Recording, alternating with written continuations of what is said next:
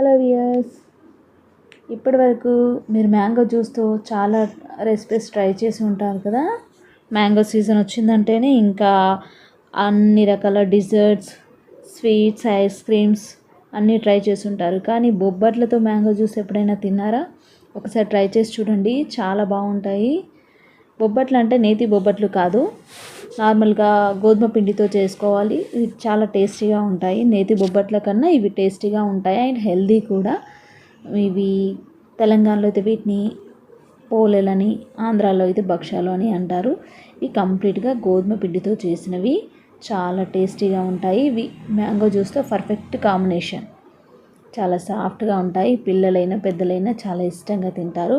ఒకసారి ఈ సీజన్లో మీరు కూడా తప్పకుండా ఒకసారి ట్రై చేసి చూడండి, చాలా బాగుంటాయి. నేను ఈ వీడియోని ఫుల్ వీడియో చేశాను, అప్లోడ్ చేస్తాను, చూడండి. చాలా ఈజీగా, అంటే స్టార్టింగ్ చేసే వాళ్ళు కూడా, బిగినర్స్ కూడా చాలా ఈజీగా చేసుకోవచ్చు.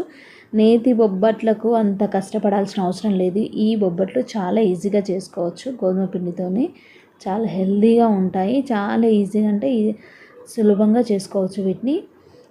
పిల్లలు కూడా చాలా ఇష్టంగా తింటారు. చాలా కాంబినేషన్ అయితే చాలా సూపర్గా ఉంటుంది. ఒకసారి మీరు తప్పకుండా ట్రై చేసి చూడండి.